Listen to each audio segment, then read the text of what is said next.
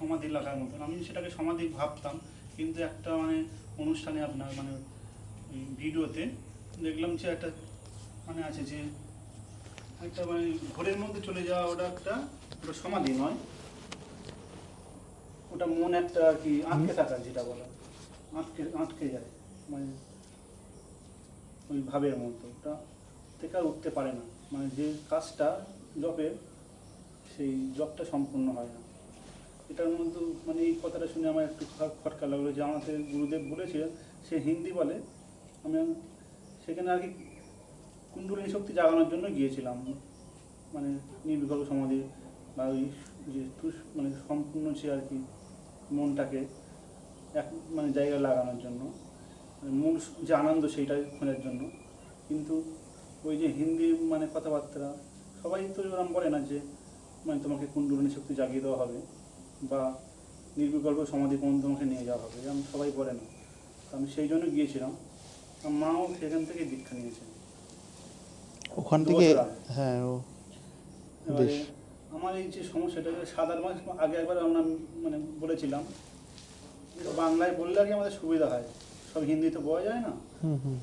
সেই জন্য আমি গাইড চেয়েছিলাম আপনার কাছে, সেই জন্যই আসা, যে আমার মানে যে যে সমস্যাগুলো আছে আমার কাছাকাছি হলে সুবিধা হয়। যেমন মানে মানে গুরুদেব তো মানে সহজে পাওয়া যায় না, যে সব ছোটো ছোটো বিষয়গুলো আর কি সে ধরে দিতে পারে, সেই জন্য আর কি আসা।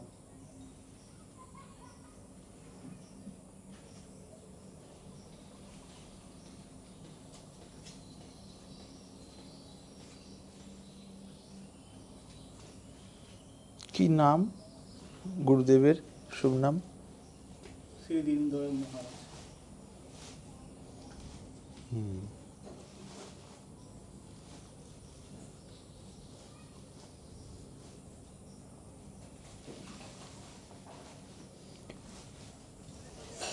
উনি কি বলেছিলেন সাধনের ক্ষেত্রে? এই যে যে অসুবিধেতে যেটা বলা হলো সেই ধরনের ক্ষেত্রে সাধনা চালিয়ে যেতে বলেছেন ওনাকে। উনি বলেন যে ওখানে গিয়ে যে ছোট ছোট মানে অনুষ্ঠানগুলো আছে, মানে সাধনার যে ছোট ছোট পাঠগুলো সেইগুলো করতে বলেছেন। আমি 21 দিনের একটা সাধনা করেছিলাম, জপ সাধনা, তার সাথে ক্রিয়া যোগ করেছিলাম, 21 দিনে একবার করেছিলাম।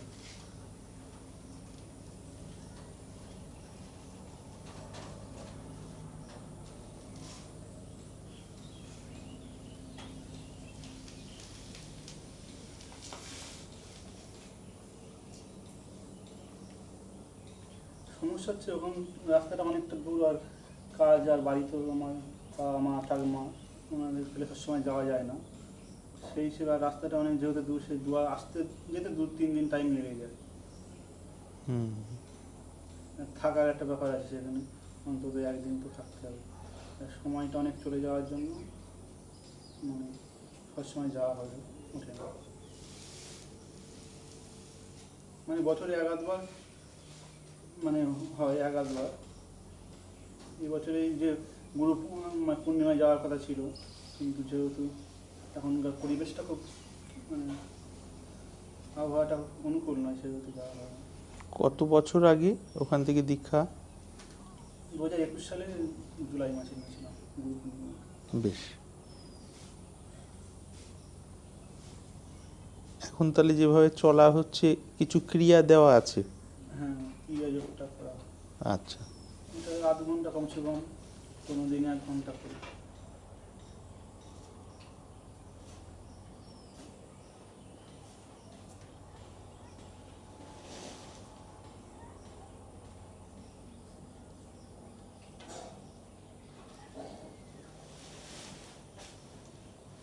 সৎসঙ্গ করতে বলেছেন উনি, ওনার কাছে না যেতে পারলেও। বেশ। আর মানে আগের ফেব্রুয়ারি মাসে এতে গিয়েছিলাম ওই বিশ্বনাথ মন্দির, ওই উত্তরাখণ্ডে, যেখানে ওই স্বামী কোনো একজন মহাপুরুষ আর কি সাধনা করেছেন, সেখান থেকে উনি সাধনা করেছিলেন। সাধনা করে সেখান থেকে সিদ্ধি লাভ করেছেন। সেখানে গিয়ে আমি আর মা গিয়েছিলাম, আর অনেক দুই ভাই গিয়েছিল, তাদের সাথে ও যা হয়েছে সেখানে ক্রিয়া যোগ করিয়েছেন, জব ধ্যান করেছেন। 4 দিন আমি ছিলাম সেখানে।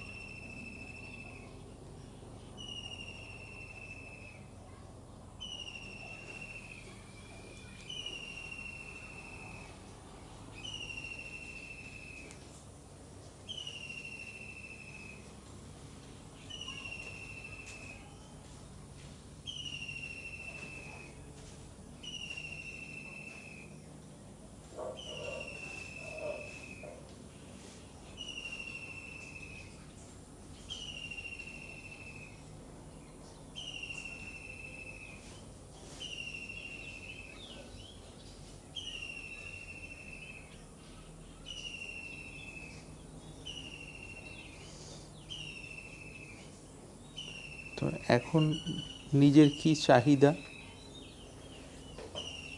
বর্তমানে? আমি ঠিক পথে এগোচ্ছি নাকি আমার অবস্থা কেমন আছে সেই হিসাবে।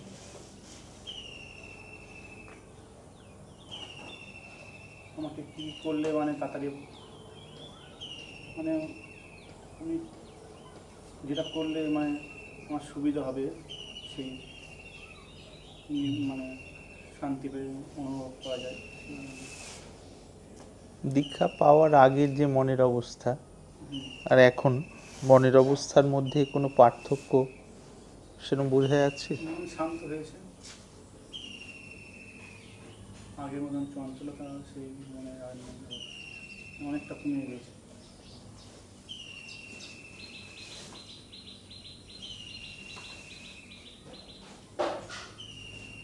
রাগ মানে যখন রাগ হয়, খুব প্রচণ্ড রাগ হয়, মানে প্রকাশ না করলেও মানে ভেতরে ভেতরে আমার প্রচণ্ড রাগ হয়, সেটা আমি বুঝতে পারি, দেখতে পারি মনে থেকে, বা কাম ক্রোধ যেগুলো বলেন সেগুলো আমি ধরতে পারি, কিন্তু রাগ বা ওগুলো মানে আপনা আপনি ওদের মতনই ওঠে।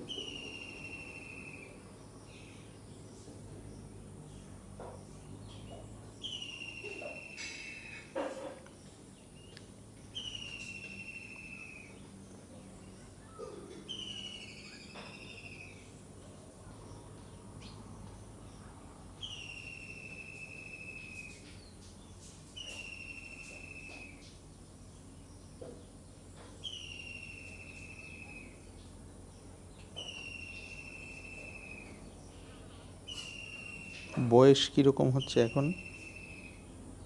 28 হয়ে 2-3 মাস হয়েছে। আচ্ছা, বেশ। আর কিছু কাজকর্ম করা হয়?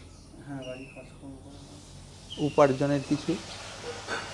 হ্যাঁ, উপার্জনের জন্য করা হয়। কি কি করা হয়? ওই যে মানে যে ঝুড়িগুলো হয় না, আমরা ওগুলো করে দিই আর কি, আমাদের কাছে দিয়ে যায়, আমরা সেগুলো করে দিই ডাইসে ফেলে। কিসের? উপর যে পায়ের উপরে যে আচ্ছা ঝুড়িগুলো আচ্ছা হয়, আচ্ছা আচ্ছা, ওইগুলো। হুম, ও, কোনো জায়গায় কাজ করা হয়? ওগুলো বাড়িতে হয়ে যায়, বাড়িতে করা হয়, আচ্ছা আচ্ছা আমাদের কাছে দিয়ে যায়, আমরা করে দিই। আচ্ছা আচ্ছা। এইভাবে মোটামুটি। বাবা কিছু করেন? বাবা আমার সাথে টুকটাক করে দেয়, সাহায্য করে। একসাথেই করা হয়, আচ্ছা। এইভাবেই চলে মোটামুটি। হুম। জমি জমা কিছু আছে? জমিও আছে, মানে ভিটে বাড়ি আছে, আর যে মাছ জমি ছিল সেটা কিছু বিক্রি করে দিই, আর কিছু কিনেছে না। আচ্ছা আচ্ছা, এইভাবে চলে যায় মোটামুটি। হ্যাঁ, বাড়ির কাজ করে চলে যায় যথেষ্ট। বেশ। এই যে আধ্যাত্মিক পথে চলার যে ভাব 21 থেকে বা তার আগে থেকে, এই ধরে 21 থেকে আরও বিশেষভাবে, এতে মা বাবার কীরম মত? মা বাবা বিষয়ে পছন্দ ভালো করেন? মা বাবা, মা জব করেন, মা ওখান থেকে দীক্ষা নিয়েছেন। আচ্ছা বাবা অনেক আগে দীক্ষা নিয়েছিল, তার মতন করেন। আচ্ছা আচ্ছা, এতে বাধা কিছু নেই, বরঞ্চ সমর্থনই আছে। হুম। বেশ। তো সংসারের সব কিছুর সাথে তাল রেখে যদি চলে ভালোভাবে, তাহলে অসুবিধা কিছু নেই। এদিকেও ভারসাম্য রইল, আর আধ্যাত্মে যদি অনেক গভীরে যায় তাহলে ভালোই আর কি। হ্যাঁ। এটা অন্তরে তাদের ভাব। বেশ।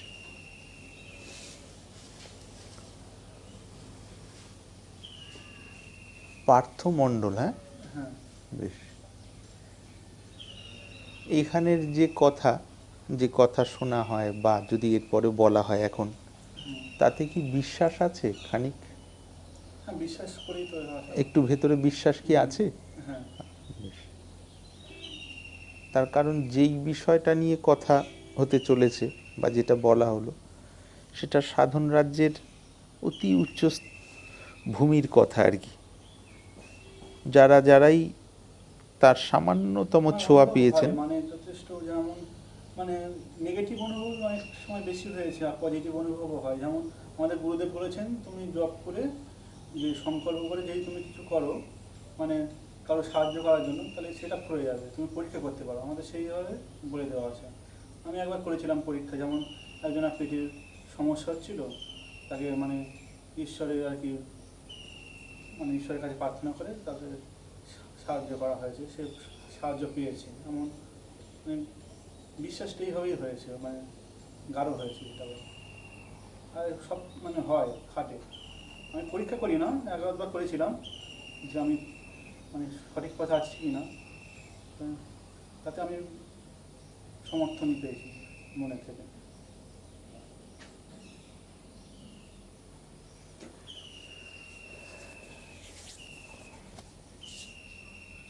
তুমি করে বলি, হ্যাঁ, এইখানে পার্থ, যেহেতু তোমার বিশ্বাসের জায়গা থেকে তুমি এসেছো, সেজন্য ভূমিকা না করে আসল কথায় আসি।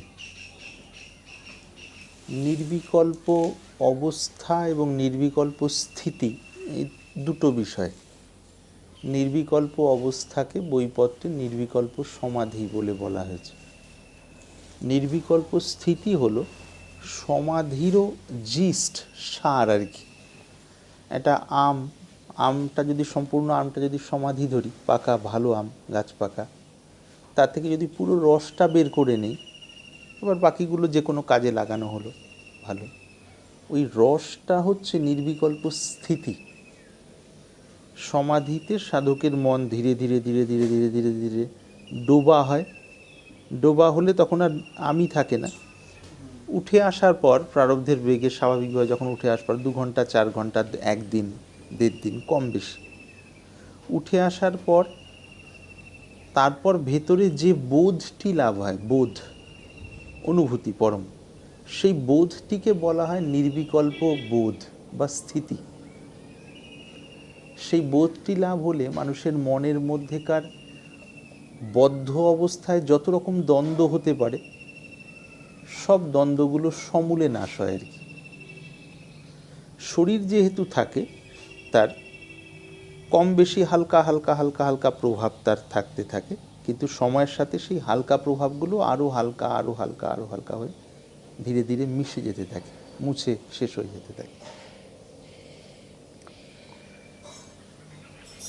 যথার্থ নির্বিকল্প স্থিতি যদি বলি, নির্বিকল্প সমাধিরও সার। কেন সমাধিতে বসে থাকা, ডুবে যাওয়া, ওই বসা তো ওখানে ডোবার জন্য বসাটা হয়েছিল।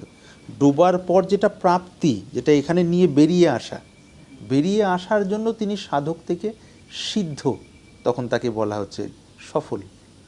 তো সিদ্ধ মহাপুরুষের হৃদয়ের যেটা মূল পুঁজি, চলতে ফিরতে হাঁটতে উঠতে বসতে শুতে, ধ্যানের গভীরে চলে যাওয়া বা সেটাকেও পেরিয়ে সমাধি অবস্থায় যাওয়া, সব অবস্থার মধ্যে যেটা কমন রয়েছে, মূল যেটা আর কি, সেই স্থিতিটি হলো নির্বিকল্প স্থিতি আর কি।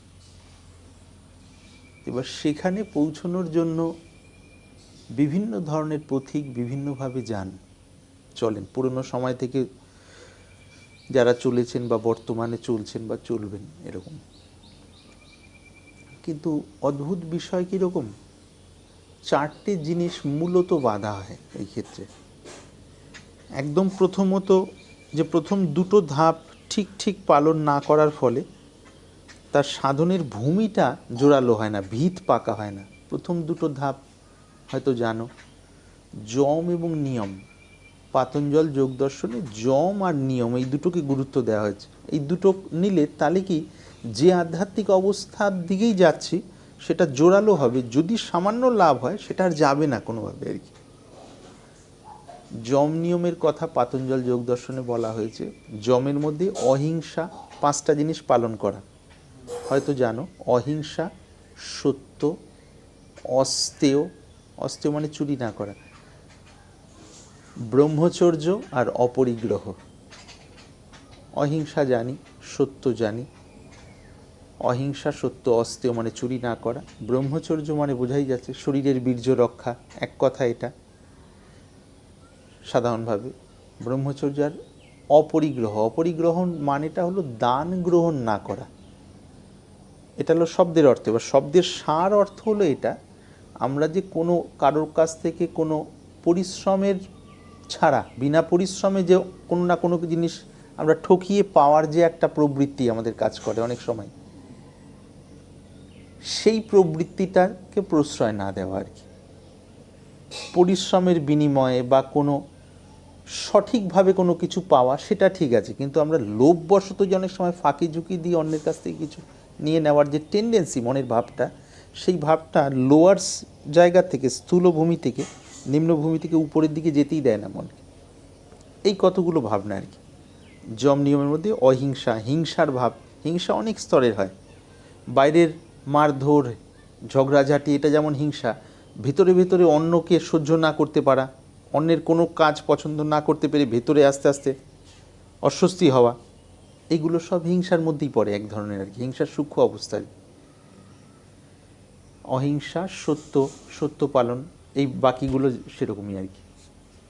তো এই যে পাঁচটা, অহিংসা, সত্য, অস্তেয়, ব্রহ্মচর্য, অপরিগ্রহ, ভালো করে যদি কেউ পালন করেন, তারপর দ্বিতীয় ধাপটা আছে। এই দুটো ধাপই মূল।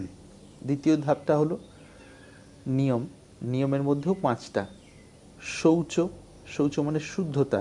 একটা হলো বাইরের শুদ্ধতা, স্নান টান ইত্যাদি করে আমরা যেমন শুদ্ধতার ব্যাপারগুলো মেনটেন করি, হাত ধোয়া ধুই ইত্যাদি, এটা বাইরের শুদ্ধতা, শৌচ, তালিবার সহায়কার চ। আর একটা হলো অন্তরের শৌচ, ভেতরের শুদ্ধি। যে কাজ করলে, যেমন ভাবনা চিন্তা করলে এই জায়গাটা পরিষ্কার হয়, পুরনো জমা ময়লা আস্তে আস্তে আস্তে আস্তে আস্তে দূর হয়ে যেতে থাকে, দিনে দিনে স্বচ্ছ হতে থাকে আর কি মনটা আর কি। তো এই হলো শৌচ। বাইরের দিকে শৌচ, বাইরের হাত পা শরীর ইত্যাদি ধোয়াধাই যা কিছু স্নান টান। আর ভেতরের শৌচ, ভেতরের শৌচটা বেশি গুরুত্বপূর্ণ, বাইরেরটা তাতে সাহায্য করে ঠিকভাবে হলে, আর রোগ টোগ ইত্যাদি থেকে তো রক্ষা করেই আর কি। শৌচ, সন্তোষ, সন্তুষ্ট ভাব, অন্তরে যে সর্বদা একটা চঞ্চল, এটা পেতে হবে, ওটা করতে হবে, এটা যেতে, বাইরের দিকে চাঞ্চল্য, আবার আধ্যাত্মিক দিকেও আর কি, এটা পেতে হবে, এটা পাওয়ার জন্য খানিকক্ষণ লাগলাম, লাগার পরে আবার আরেকটা ছটফটানিতে কিছু দূর লাগার পর ওটা ছেদ পড়ে গেল, আবার অন্য একটা কোনো বইপত্র পড়ে বা কিছু কথা কোনো জায়গা থেকে শুনে, আরে এটা তো তাহলে আরও বোধহয় ভালো, তাহলে সেই নিয়ে কিছুদিন চিন্তাভাবনা লাগালাম, এইদিকে যে একটা গতিতে চলছিল হালকা ছেদ পড়ে গেল। হয়তো জব ধ্যান সবই করছি, কিন্তু আগে যেমন পুরো মন দিয়ে জব ধ্যানে ডোবা ছিল, এখন মনটা খানিকটা ওই দিকে ভাগ হয়ে গেছে অন্য কোনো আইডিয়াতে, ধারণাতে, যেটা এর থেকে বেটার বলে মনে হচ্ছে, বেশি ভালো বলে মনে হচ্ছে। তো একমুখীভাবে লেগে থাকতে পারা যায় না।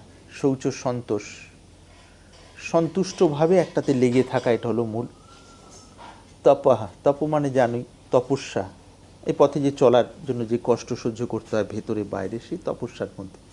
শৌচ, সন্তোষ, তপা, স্বাধ্যায়, স্বাধ্যায় মানে শাস্ত্রগ্রন্থ পাঠ। সোজা কথায় নিজে যেরম সাধনা করছি সেই ধরনের কিছু পড়া বা কোনো জায়গা থেকে জানা, যেটা পড়লে নিজের সাধনাতে উৎসাহ বাড়ে, রুচি চলে আসে, ঢিলেমি ভাব, উৎসাহহীনতা সেটা চলে যায় আর কি। সেই ধরনের কিছু পড়া বা শোনা বা সৎসঙ্গ করা, যাই হোক, এগুলো সব স্বাধ্যায়ের মধ্যে। এর গভীর অর্থ আছে, গভীর অর্থের দিকে যাচ্ছি না, ওপর অর্থগুলো বলছি। শৌচ, সন্তোষ, তপা, স্বাধ্যায়, ঈশ্বর প্রণিধান, শেষেরটা ঈশ্বর প্রণিধান মানে ধ্যান এক কথায়। তো যে কোনো একাগ্রতার অভ্যাস যে যেই প্রণালী থেকে করছেন সেটাই ঈশ্বর প্রণিধান ধরতে হবে আপাতত। তুমি যেটা প্রক্রিয়া পেয়েছো, ক্রিয়াযোগে যেটা নিয়ে লেগে থাকো মূল, সেটাই তোমার ঈশ্বর প্রণিধানের উপায়। তো এইবার বিষয়টা কি হয়ে যায়, এই পথে যেতে গেলে, এটা তো ধাপ, দুটো ধাপের কথা বলো, যম নিয়ম, তার পাঁচটা পাঁচটা করে ভাগ, এগুলো বেশিরভাগ সাধক মনে প্রাণে পালন করেন না। অনেকে সেরকম ধারণা কম, অনেকের ধারণা হয়তো কিছুটা কিছুটা বইপত্র পড়ে শুনে আছে, কিন্তু একটু ঢিলে, একটু অবহেলা, যে কোনো প্রক্রিয়ায় লেগে আছি, কিন্তু এগুলোকে অতটা গুরুত্ব নয়।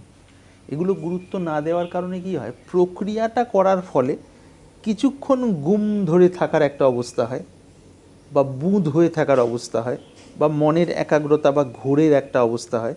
কিন্তু আবার ওখান থেকে যখন নেমে আসলাম, সেই ঘোর আস্তে আস্তে আধ ঘন্টা, 1 ঘন্টা, 2 ঘন্টা, 4 ঘন্টা বা একটা সময় পর আস্তে আস্তে রেশ কেটে গেল, তখন দেখা যায় ভেতরে লুকানো সেই রাগ দেশ মানে আসক্তি, অন্যের প্রতি আসক্তি, সেটা পুরুষ মহিলা হতে পারে, টাকা পয়সা হতে পারে, মান যশ হতে পারে, বা লোভের যে কোনো জিনিস হতে পারে। ওইটা আগে যেমন ছিল সেরকমই আছে, শুধু এইগুলোর প্রভাবে খানিকটা সময় চাপা পড়ে থাকে, কিন্তু ওর মূলটা, বীজ ভেতরে ভেতরে আছে, জানান দেয় মাঝে মাঝে যায়। তো এই ব্যাপারগুলো সময় সময় হয় আর কি। এগুলো কাটবে কি করে? হ্যাঁ, তো নির্বিকল্প সমাধি যদি বলি, বা নির্বিকল্প সমাধিরও সার যদি একদম ওই মূলটা ধরি, নির্বিকল্প স্থিতি যদি ধরি, তাহলে সাধনটা কেবল ওই জীবনের 1 ঘন্টা, 2 ঘন্টা বা 4 ঘন্টা বা 6 ঘন্টাও যদি বসেন তাহলে হবে না আর কি। কেন হবে না?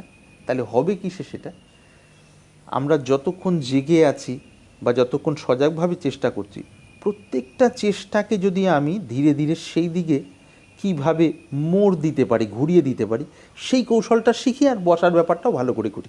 যেটা বসছি সেটা বসছি, অন্য সময় যে কাজ করছি, চলছি, বাসে যাচ্ছি, অন্যদের সাথে কথা বলছি, ওই সময় আমার মনের অবস্থাটা যেন এই বসার যে সাধন তার সাথে তাল রেখে হয় আর কি। কীরকম বাধা সৃষ্টি হয় সেটা বলছি, সেগুলো কমবে কী করে, ঠিক হবে কী করে। বেশিরভাগ সময় যেটা হয়, সাধন করতে করতে দীক্ষার কিছুদিন পরই এটা হয়ে যায়, বা তার আগে থেকেও অনেকের হয়, দেখা গেছে অন্যান্যদের থেকে নিজেকে স্পেশালভাবে ভাবা ভেতরে ভেতরে, যে অন্যান্যরা রাস্তাঘাটে ঘুরছে, খাচ্ছে, যাচ্ছে, যা পাচ্ছে, আড্ডা দিচ্ছে চায়ের দোকানে, এদিকে ওদিকে উল্টোপাল্টা কথা, কিন্তু সেই তুলনায় আমি অনেকটা সংযত, শারীরিকভাবে, মানসিকভাবে। বেশ কিছু জিনিস জেনেছি, বুঝেছি, বেশ কিছু সৎসঙ্গ করেছি এবং করছি, আবার তার সাথে সাধনও করি। এই যে ভেতরে একটা ভাব চলে আসলো, এই ভাবটাই অন্যদের থেকে আমাকে আলাদা করে দিচ্ছে মনের মধ্যে আর কি। এই জায়গাটা থেকে মুক্ত যতক্ষণ আমরা না হতে পারছি, ততক্ষণ পর্যন্ত ধ্যানের যে গভীর অবস্থায় আসুক, সর্বত্র যে পরমাত্ম দর্শনের স্থিতি, সেটা আর ফোটে না আর কি, আসলে আর কি। সেটার ভান অভিনয়কারী মানুষ বহু আছেন বিভিন্ন জায়গায়, কিন্তু অরিজিনালি যেটা ভেতর থেকে ফুটে ওঠা, তার জন্য করণীয় কি? করণীয় হলো এইটা, যে নিজের ব্যবহার, যেটা সারাদিনের, যেটা বাড়িতে আছি বা যেখানে যাচ্ছি, সব দেখব যে জেনে বুঝে কোনো কৃত্রিম বা কোনো বানানো এরম ভাব আসছে না তো আমার মধ্যে, যে আমি একটা বিশেষ কিছু। যদি আসে তাহলে সেই ভাবটাকে চেনা এবং সেটাকে পাত্তা না দেওয়া, অর্থাৎ অগ্রাহ্য করা। অগ্রাহ্য করলে আস্তে আস্তে চলে যাবে, নিজের সাধনে লেগে থাকা, নিজের সাধারণ কাজে লেগে থাকা। ধরে নিলাম বাড়িতে যে কাজগুলো করা হয়, ওই যে যেটা বলা হলো আর কি, উপার্জনে, ওটা যখন করি সাদামাটাভাবে করছি, ওটার বিনিময়ে যেমন উপার্জন হবে, ঠিক প্রত্যেকটা কাজকর্ম সময় খুব সাদামাটা ভাব, আর কখনোই মনের মধ্যে এইটিকে স্থান না দেওয়া যে আমি একটা বিশেষ কিছু। তার কারণ ওই বিশেষ ভাবটা যদি ধরি উত্তর মেরু, আর নির্বিকল্প সমাধি দক্ষিণ মেরু, আমি একটা বিশেষ অনেক ভালো সাধক, এরকম পৌঁছালাম, সঙ্গে সঙ্গে নির্বিকল্প ব্যাপারটা উল্টো। নির্বিকল্প ব্যাপারটাই হলো সেখানে বিশেষ কিছু নাই, এইটা হলো গোপন রহস্য ভেতরের আর কি। অহংকার মানে জাগে, মানে সেটা তো মন থেকে, মানে মন খুঁজে দেয় হ্যাঁ হ্যাঁ, যেটা জাগে ওইটাকে আমরা, আমাদের সাধন পথে যারা চলছি তাদের কাজ হলো প্রশ্রয় না দেওয়া। জাগছে শরীর মনের নিয়মে, কিন্তু আমি ওটাকে বাড়তে দেব না, আর বেশি পাত্তা দেব না। ও আচ্ছা জাগছে, কিন্তু এ আমার বন্ধু না, এই বন্ধু বেশে শত্রু, আমাকে এখানেই ফেসে আটকে রাখবে। আমি এত ধ্যান ধারণা করে বিভিন্ন দর্শন করছি এ সমস্ত জায়গার, বা আরও বিভিন্ন রকম অনেক রকম অবস্থা আসছে, কিন্তু তার সাথে বিশেষ, হ্যাঁ আমি সাধক তো বটেই, কিন্তু অন্যান্য আর 5 জন সাধকের থেকেও অনেক স্পেশাল। এই যে অনেক স্পেশাল হয়ে গেল, আমি যখন সাধন শুরু করার আগে 10 বছর আগে যেমন সাধারণ জগতের কাজকর্ম করতাম, তখনও কোনো যদি বিশেষ কোনো কাজ আমি অন্যদের থেকে করি, তখন যেমন নিজেকে স্পেশাল বলে মনে হতো।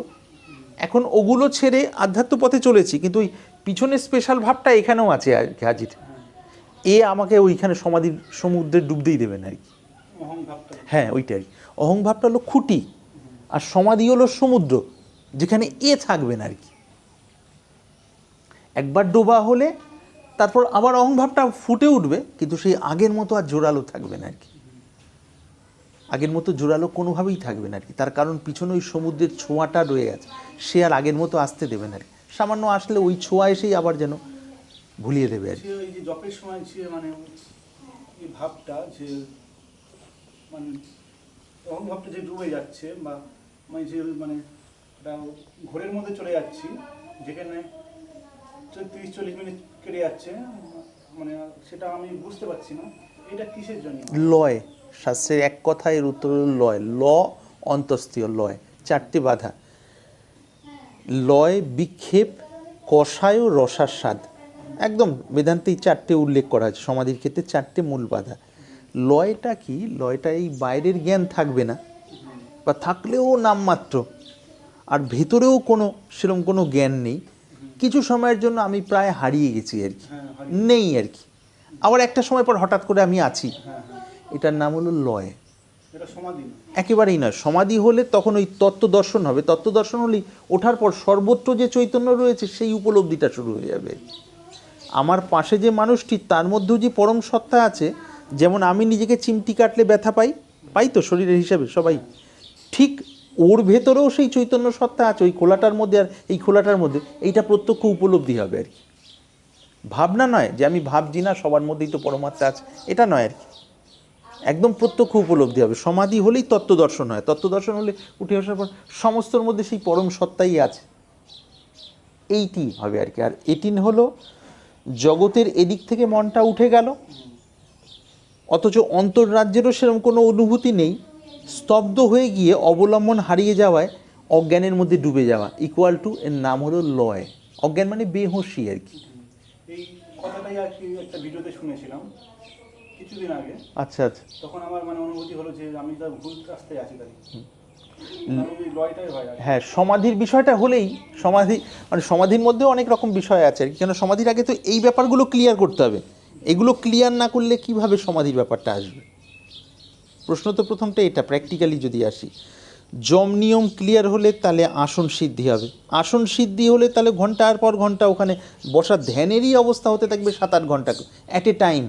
মানে বারে বারে টুকরো টুকরো নয় আর কি। বসলাম, তারপর আবার যখন জাগলাম, ভিতরে বিভিন্ন দর্শন হলো, দেখলো 7.5 ঘন্টা 8 ঘন্টা চলে গেছে আর কি। অরিজিনাল যে ব্যাপারগুলো হয় আর কি।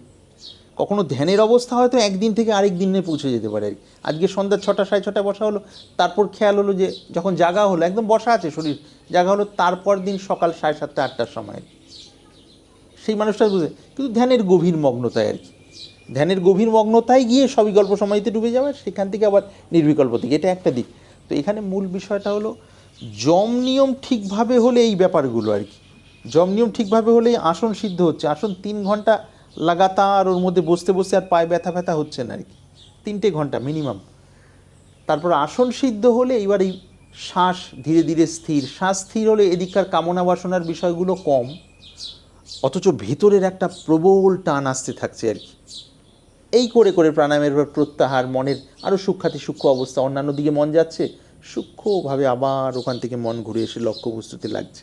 তার মধ্যে মধ্যে এই লয় বিক্ষেপের বিষয়গুলো সময় সময় থাকে। যত গভীরে যায় সেগুলো প্রাবল্য কমতে থাকে আর কি।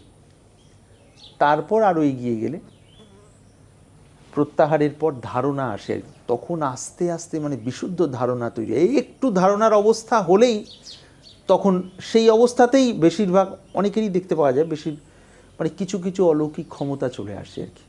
অরিজিনাল ধারণার অবস্থা যখন আসে, কিছু কিছু অলৌকিক ক্ষমতা ছোটো ছোটো চলে আসে, প্রায়ই আসে। কারো এক এক রকমভাবে আসে, কারো এক এক রকমভাবে আসে, মোটামুটি কমন আর কি। তো সেইগুলো মূল উদ্দেশ্য নয়, এটা একটা লক্ষণ আর কি। সেটা যখন আরও প্রবল হয় তখন ধ্যানের প্রগাঢ়তা, তখন তো বিভিন্ন রকম দর্শন খুলতে থাকে আর কি। আর দর্শন মূলত হয় ক্রিয়াযোগের, যদি রাস্তা ধরে বলি, মূলত হবে জ্যোতি দর্শন আর কি। হ্যাঁ, জ্যোতির বিভিন্ন রকম আছে আর কি। এবার এক এক রকম জ্যোতি দর্শনে মন মাতোয়ারা হয়ে তাতে ডুবে যাবে আর কি। ডোবার একটা তো অবলম্বন চাই, যেটা এই জগৎ থেকে আমাকে ওই জগতে নিয়ে যাবে আর কি, ভেতরে আর কি। সেগুলো তার সাথে সাথে দিব্য ধ্বনি, যেটাকে নাদ বলা হয়েছে, দন্তার নয়কার নাদ, অনাহত ধ্বনি আছে, তার আগে অনেক রকম ধ্বনি আছে, ওইগুলো তার অনেক আগেই আসা হয়ে যায় আর কি। এবার সেগুলোকে অবলম্বন করতে করতে যত যত দিনের পর দিন, মাসের পর মাস, বছরের পর বছর থাকছি, আমার এদিককার জগৎ জীবাত্মার মধ্যে যে প্রারব্ধের টানে যে সংস্কারগুলো রয়ে আছে, সেই সংস্কারগুলো কাটতে থাকে। তো সংস্কার কাটলে মনের স্থিরতা আসে, মনের স্থিরতা প্রগাঢ় থেকে প্রগাঢ় হয়, ধ্যান পাকা হয়, ধ্যান পাকা হলে অলৌকিক ক্ষমতাগুলো আরও প্রবল হয়। সেটা একটা সময় গিয়ে এবার সমাধির স্পর্শ পায়। এই টাইম পিরিয়ডটাতেই মোটামুটি দেখা যায় যে একটু ভালোভাবে করলে কারো 12 বছর, কারো 18 বছর, কারো 9 বছর, কারো বা সেই সময়ও হলো না আর কি, কারো বা হয়তো বিশেষ সংস্কার থাকলে একটু আগে, বছর ছয়েক। তো বাঙালি মানে খাবার বেশি, মানে মাংসটা খাই না কিন্তু মাছ খাওয়া হয়, ডিমটা বিশেষভাবে ডিম খাওয়া হয় কম টুকটাক, বেশি, বেশ। সপ্তাহে একবার করে। মাছ আর ডিম এই দুটো মিলিয়ে আর কি। সপ্তাহে 2 দিন করে নিরামিষ মানে পার্মানেন্ট আছে, বৃহস্পতিবার শনিবার, আচ্ছা আচ্ছা। আর তার সাথে মাছ খাওয়া হয় মাঝে মাঝে। হুম। কারণ বাঙালিদের যেমন বাড়িতে চলে মাছ আসছে আর কি। চললে আর কি, হ্যাঁ মানে লোকজন হ্যাঁ হ্যাঁ, আসলে সমস্যা। সমস্যা বুঝতে পেরেছি, সেরকমই তো হয়। ছাড়তে বলেছেন, হ্যাঁ ছাড়তে বলেছেন। ঠিকই তো, সেটাই তো।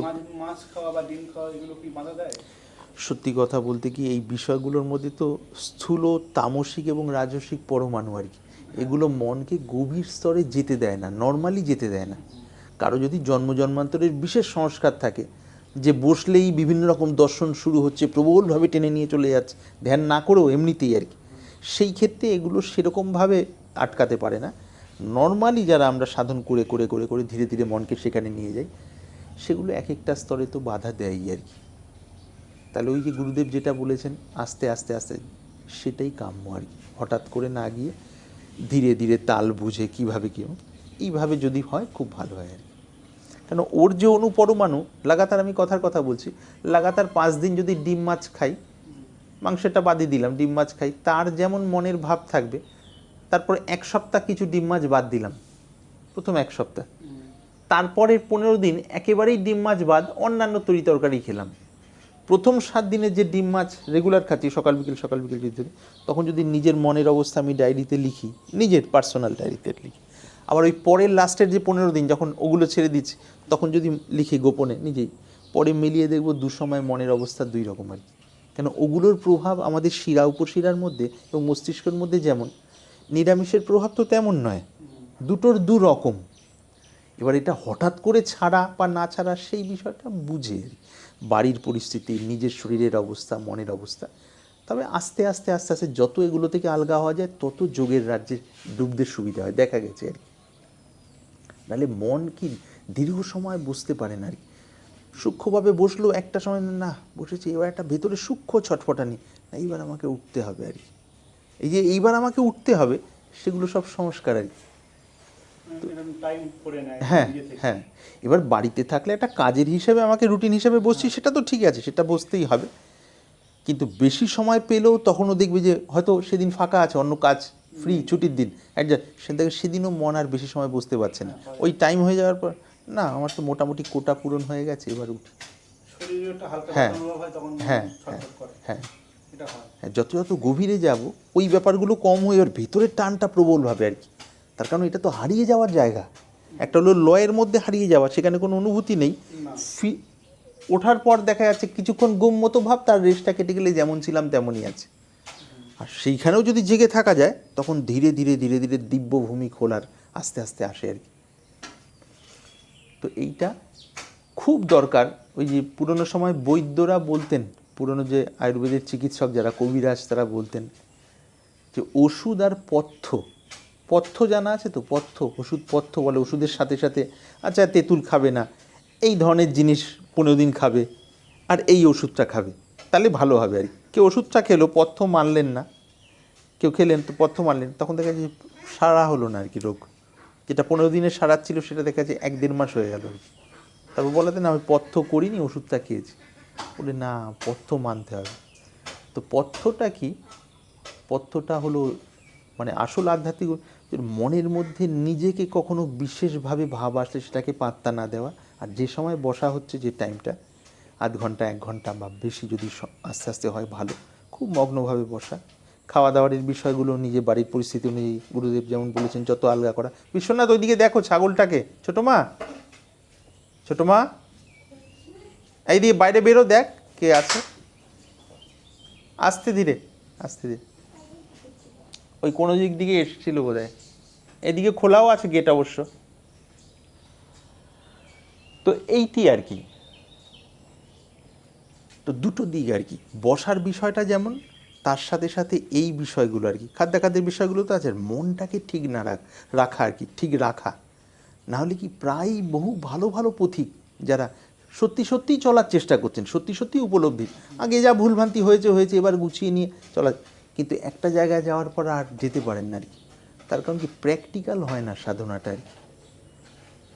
স্বামী বিবেকানন্দ অন্তরে যে উপলব্ধি লাভ করেছিলেন, একদম সোজা কথায় বলি, ঠাকুর শ্রীরামকৃষ্ণদেব যে উপলব্ধি লাভ করেছিলেন, তৈলঙ্গ স্বামী, লোকনাথ বাবা, বামাখ্যাপা, অন্তরের হৃদয়ে তার মনটা সর্বদা যেখানে দাঁড়িয়ে থাকতো আর কি, যে স্থিতি, সেই স্থিতিতে যদি তারা শরীরধারী মানুষ, সবাই রক্ত মাংসের, সেই হিসাবে ধরে বলছি, সাধনার দৃষ্টিতে অবশ্যই বিশেষ অবতার বা ওই দিকে যাচ্ছি না ওইভাবে, এদিকে সেই অবস্থায় যদি আমরা যেতে চাই, বা সেই অবস্থাটা যদি ফুটে উঠুক, বা সেই সত্যের অনুভূতি নেমে আসুক যদি ধরি, তাহলে তো আমার মনটাকে গুরুত্ব দিতে হবে।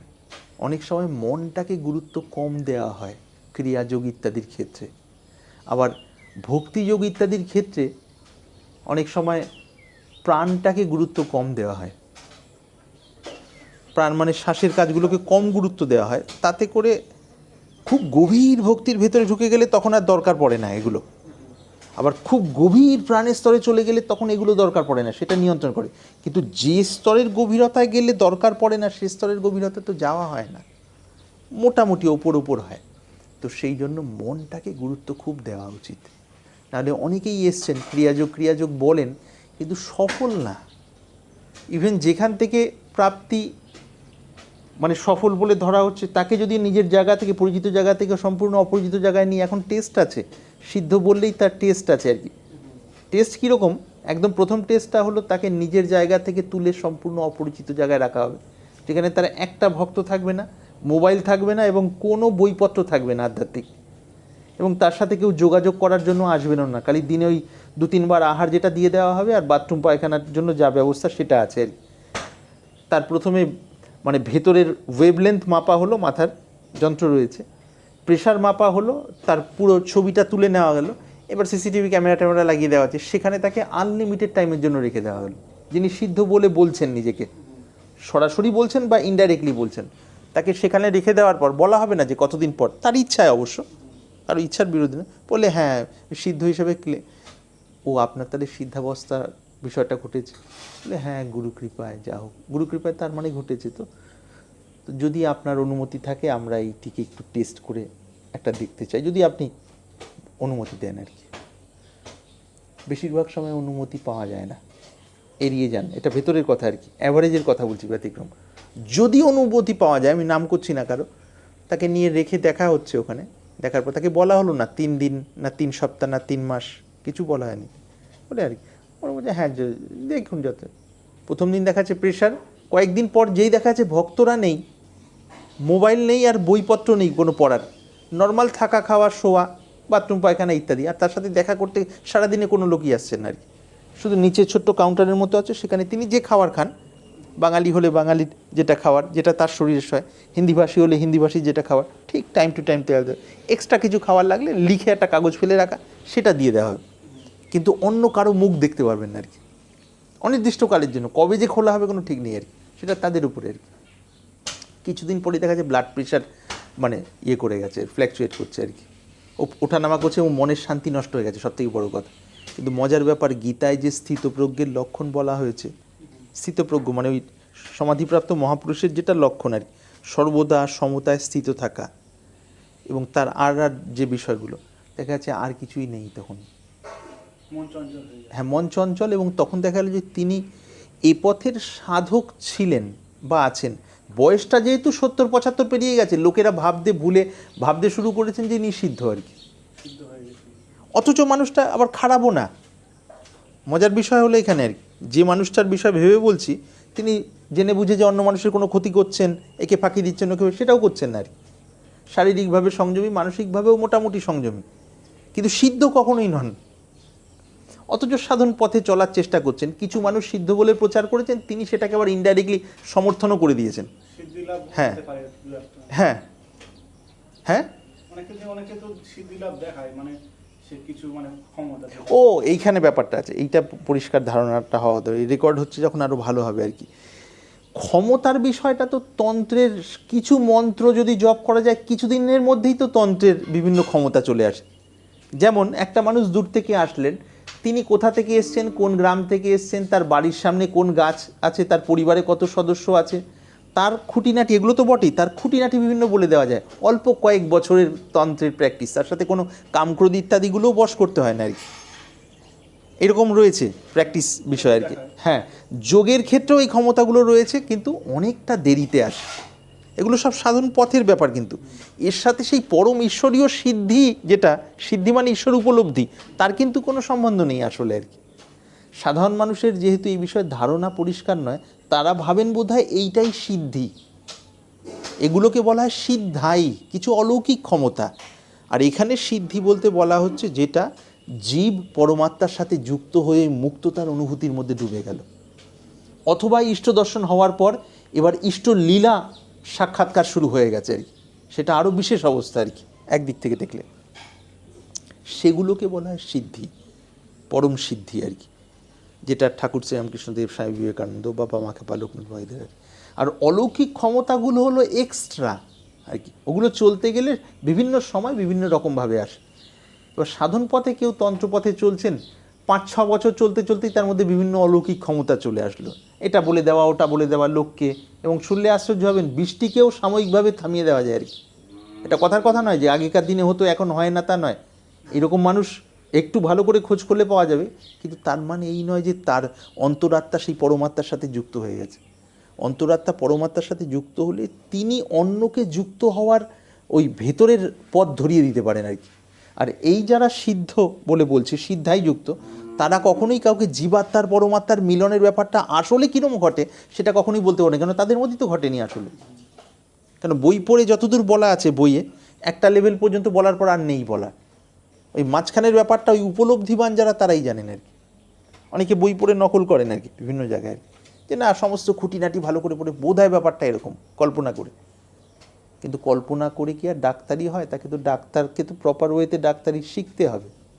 তো সেরকম যাই হোক, এখানে মূল বিষয়টা হলো আমাদের ওই গোলক ধাঁধায় না ফেসে মনটাকে পরিষ্কারভাবে তৈরি করা আর কি। বানানো লোকের সামনে কোনো রকম ব্যবহার নয়। আর নিজে গুরু হতে যে সাধন পেয়েছি, যদি বিন্দুমাত্র দেখি যে তার দ্বারা আমার একটু একটু করে ভেতরের শান্তি আগের থেকে বাড়ছে, খুব ভালো সঠিক পথে চলছি, ওটাকে সুন্দরভাবে চলি। অন্যান্য যে সারাদিনে কাজকর্মগুলো করি, সেখানে নিজে আমি একটা বিশেষ কিছু অন্যদের সামনে দেখানোর জন্য মনের মধ্যে এরকম ভাবনা আসে, ওই ভাবনাকে প্রশ্রয় না দেওয়া, সরিয়ে দেওয়া, সাদামাটাভাবে। আর ধীরে ধীরে ওই আসনে যেটা বসি, ওই সময়টা যত যত বাড়ে তত ভালো। খাদ্যাখাদ্যের ক্ষেত্রে যেগুলো বাধা বলে বুঝছি, যদি সম্ভব হয় আস্তে আস্তে আস্তে আস্তে ওগুলো আলগা করে দেওয়া সময়ের সাথে সাথে অবস্থা। আর ওই বসাটা যত ভালো। আরেকটা কি, বসলে অনেক সময় অনেকে সজাগ থাকতে পারেন না, সেই জন্য লয়ের মধ্যে মনটা চলে যায়। হয়তো বসেছেন, জব করছেন বা কোনো ক্রিয়া করছেন, বা ভেতরে যেমন বলেছেন ইত্যাদি ইত্যাদি যা যা মুদ্রাগুলো বলা হয়েছে সেগুলো করতে করতে যে একটু চুপ করার ব্যাপার হয়, চুপ করতে থাকতে থাকতে হালকা যেন একটা তন্দ্রার মধ্যে ঢুকে। তন্দ্রা মানে ওই বেহসি আর কি, সেন্সলেসনেস একটা আর কি। ওই জায়গাটায় ভালো সাধক সজাগ থাকবেন আর কি, যা কিছু ক্রিয়া করছে একদম সজাগভাবে আর কি। অনেক সময় এটা একটু সূক্ষ্ম কথা, অনেকে ভাবেন যে না আমি ক্রিয়া করছি, ক্রিয়া করে আবার তার মধ্যে মগ্ন হতে হবে, কেন মাথার মধ্যে তো সমাধি সমাধি সমাধি সমাধি ঘুরছে, নির্বিকল্প সমাধি, সবিকল্প সমাধি, অমুক অমুক অমুক। এবার সেগুলো যত ঘুরছে তত আমি ওই ক্রিয়াটাকে ঠিকভাবে করতে পারছি না। ক্রিয়াটা করতে করতেও মনের মধ্যে সূক্ষ্ম লেভেলের একটা টেনশন কাজ করছে, কত তাড়াতাড়ি ক্রিয়াটা কমপ্লিট করে আমি ওই সমাধি স্তরে পৌঁছতে পারবো। কি হয়, লয়ের মধ্যে ডুবে যাওয়ার ইচ্ছা হয়, মানে আমি ওটা মানে সমাধি হিসাবে মনে করে যে আমি জব করছি, আমার কখন লয়টা আমি যে নিজেকে হারিয়ে ফেলবো, এটা টেন্ডেন্সি আসে। হ্যাঁ, এবং মজার ব্যাপার হলো আরেকটা, এইটা তো লয়ের কথা তো ছেড়েই দিলাম, আরও ভেতরের কথা আর কি। যদি অরিজিনাল সমাধিও হয়, অরিজিনালি সমাধি হয়, লয় নয়, লয় বিক্ষেপ কষায় রসার স্বাদ থেকে উপরে উঠে গেছে, অরিজিনাল সমাধির যদি হঠাৎ করে কোনো প্রক্রিয়াকে কেন্দ্র করে হয়ে যায়, ক্রিয়াকে কেন্দ্র করে হয়ে যায়, নেমে আসার পর সেই মানুষটার মধ্যে সেই সংস্কারগুলোই থাকবে। আবার তার যে আগে কামক্রোধ লোভ মোহ মদ মাৎসর্যের যে সংস্কার ছিল না, সেগুলো থেকে যাবে আর কি।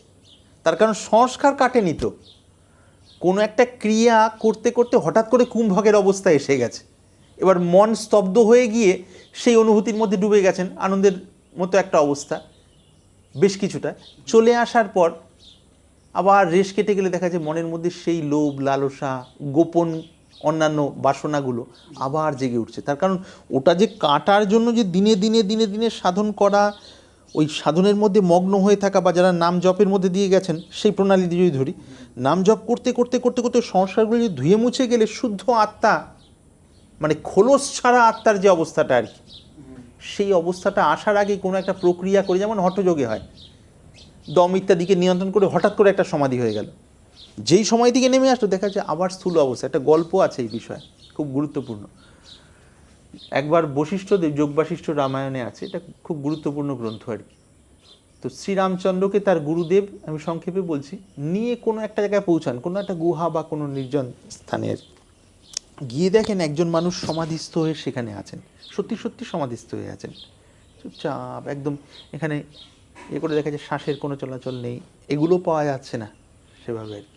এগুলো মানে বুঝতে পারছেন তো? হ্যাঁ, নারী পায়, চুপচাপ। তো ওখানে বলছি গুরুদেব এনার এরকম সমাধির মধ্যে আছে।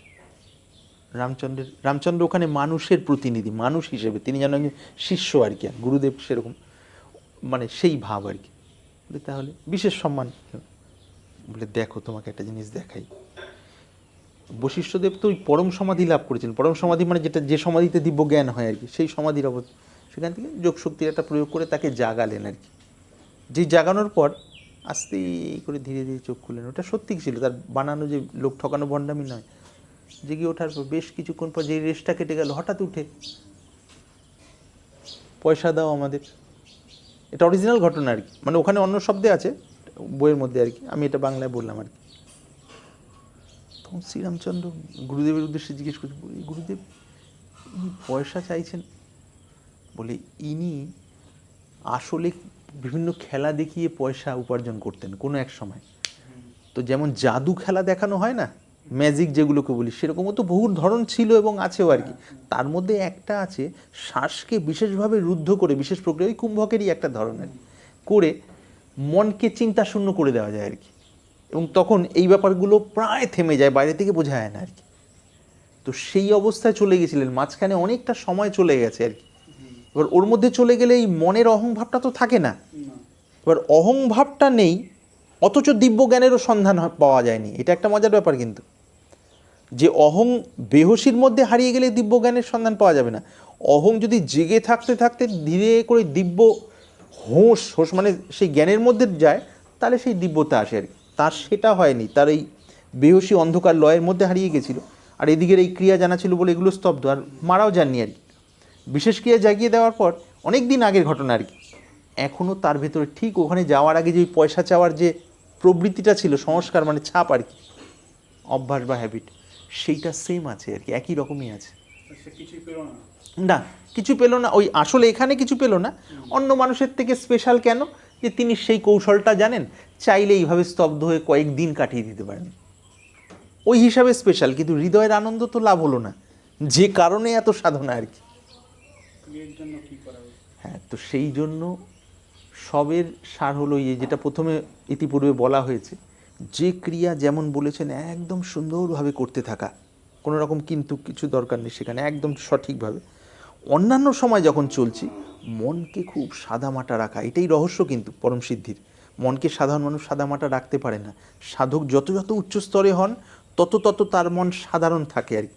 নাহলে একটু সাধনের দিকে গেলেই আমি তো বিশেষ, এবার বিশেষ যেই ভাবছি, এবার অন্যদের কাছে জানান দিতে হবে, না জানান দিলে অহংের তৃপ্তি নেই তো, এই ভাবগুলো এসে। তো এই ক্ষেত্রে যিনি যত সজাগ থাকবেন আর ওদিকে ক্রিয়াটা করতে থাকবেন, ওদিকে সংস্কার কাটতে থাকবে আস্তে আস্তে আস্তে আস্তে, মন শান্ত হবে, প্রাণ সমতায় আসতে থাকবে। আর এইদিকে পুরনো যে ময়লাগুলো জমেছিল ভেতরে, নিজেকে বিশেষ ভেবে ভেবে, সেগুলো আর বাড়ছে না।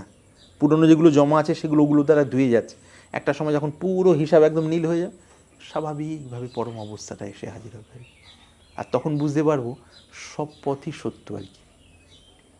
সমস্ত পথ যদি সঠিকভাবে আমরা চলি, উল্টোপাল্টা জায়গায় আটকে না যাই, সব সত্য। এক একটা রকম আলাদা আলাদা, যে আমি এই পথে চলছি মানে আমি বেশি ভালো, উনি ও পথে চলছে মানে উনি কম ভালো, এই ভাবনা আসবে না মনের মধ্যে থেকে। তার কারণ ভেতরে আনন্দের স্বাদটা পাওয়া হয়ে গেছে। তো খুব সাদামাটাভাবে চলা, নিজে যে চালাকিগুলো করে থাকি, মানুষ বিভিন্ন রকম বহু চালাকি করেন লোককে খুশি করার জন্য, মিছিমিছি খুশি করার জন্য আর কি। আপনি ভালো বা অমুক সময় বাড়িয়ে বাড়িয়ে কথা বলা, বাড়িয়ে বাড়িয়ে ধন্যবাদ, আজকাল ফোনে যেগুলো বেশি হয়, যারা ফোন বেশি ব্যবহার করে তাদের বা অন্যরা আর কি। সাদামাটা ব্যবহার, নর্মাল মানে যে মানুষকে অসম্মান করে তা না। মানুষকে হ্যাঁ দাদা অমুক জায়গায় গেছিলাম, এই তুই নাকি আজকাল ধ্যান ধারণা করছিস, হয়তো তোমাকে বলা হলো, বলে ওই একটু বসার চেষ্টা করি বা ইত্যাদি। না না আমি ধ্যান ধারণা করছি না, না না আমার দ্বারা কী হবে, এত বাড়ানোর দরকার নেই। আবার ধ্যান ধারণা করছিস, হ্যাঁ সে জিনিস করছিস সেটা তুমি বুঝবে না, সেটা একটা আলাদা ব্যাপার। এই দু রকমই দরকার নেই, নর্মাল আর কি। ওই একটু বসার চেষ্টা করি গুরুদেবের কাছে, দেখি কতটা হয় তার ইচ্ছা। মানে বলে আমি যে একটা বিরাট বিনয়ী আবার বিরাট হনু, এই দুটোর দরকার নেই, নর্মাল আর কি, যেখানে প্রয়োজন আর কি। অর্থাৎ নিজের মনের দিকে নিজের নজর রাখবো। যে বলে না যে রাগ ইত্যাদিগুলো যখন আসে বা বিভিন্ন ভাবগুলো আসে, আমি দেখতে পাই, বুঝতে পাই, বুঝতে পারার পরে করণীয় কী, সেটা হলো পরে করণীয় হলো এইটা, যে কখনই আমি বুঝতে পারছি না আমি বিশেষ তো নই।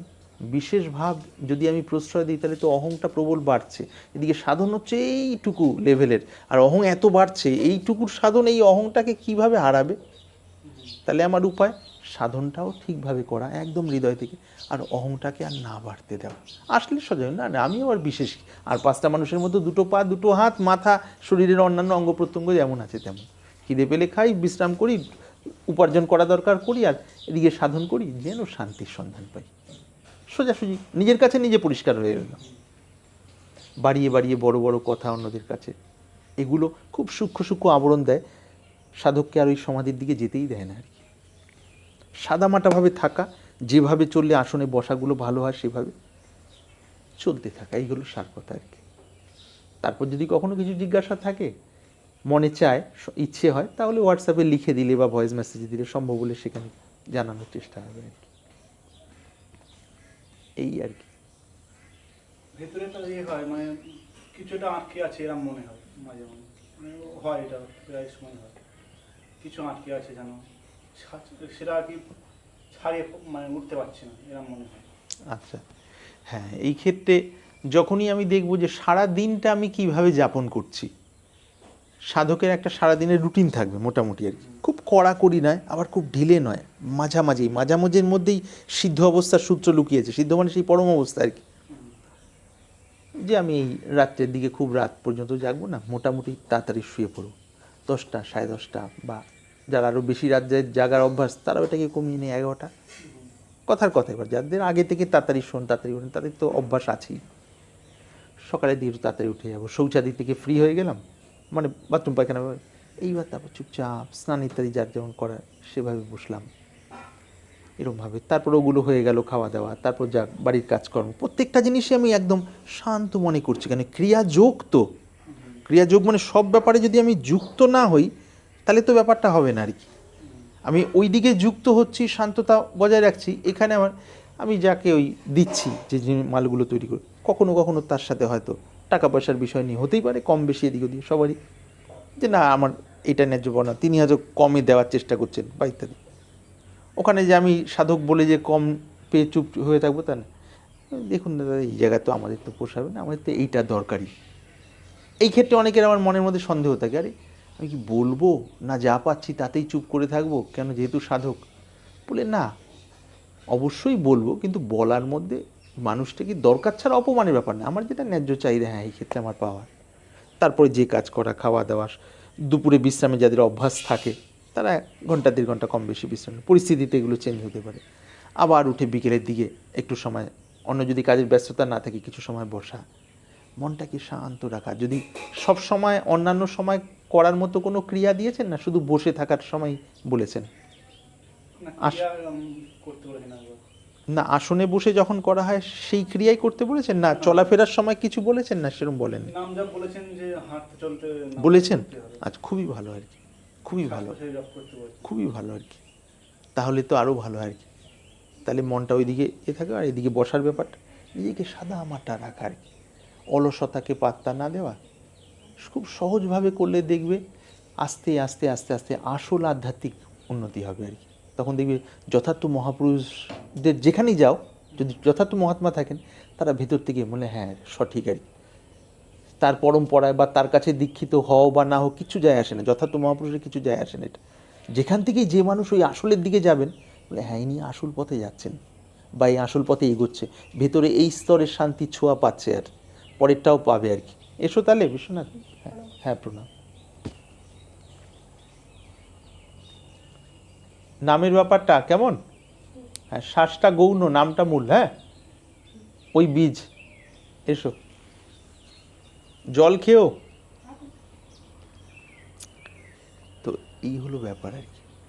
তো ওই আটকে আটকে একটা কোথায় যেন একটা অস্বস্তি বা খোলসা যে ব্যাপারটা, ভেতরটা মন খোলামেলা, সে যেন কোথায়, সেগুলো মনে হতে পারে সময়।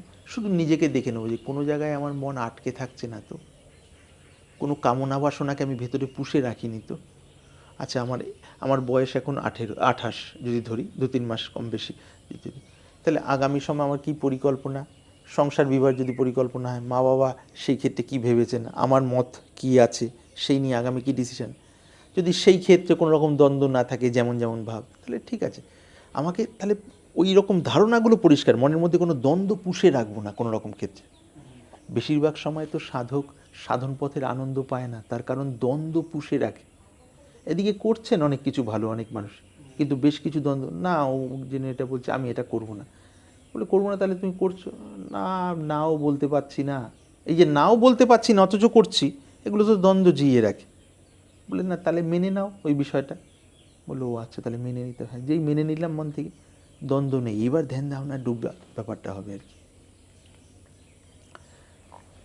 তো জীবনের বিষয়ে ধারণাটা স্বচ্ছ আর কি, খুব বেশি মাথায় বোঝা না রাখা।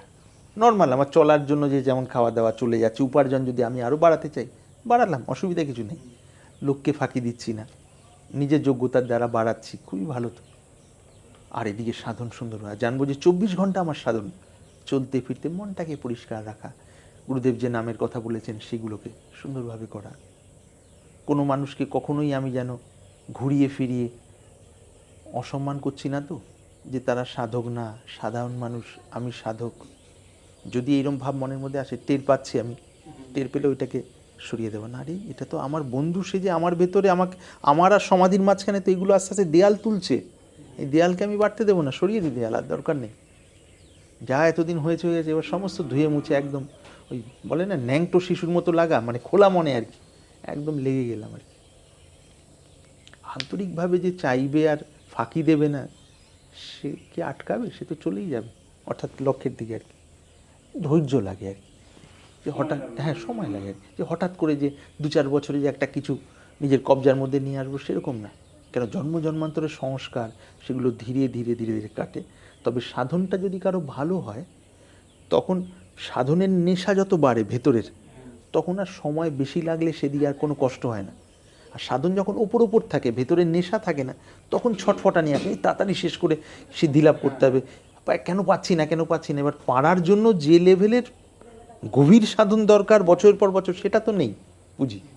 আমি চাল কিনতে যাচ্ছি বাসমতি 120 টাকা কিলো বা আরও 150 টাকা কিলো, কিন্তু পয়সা আছে অল্প টাকার, তাহলে বাসমতির জন্য তো আমাকে সেই টাকাটা জোগাড় রাখতে হবে। এখানে আমি চাইছি ওই লেভেলে, তাহলে কি গভীরভাবে প্রত্যেকটা মুহূর্তে আমি নিজের কাছে নিজের সৎ।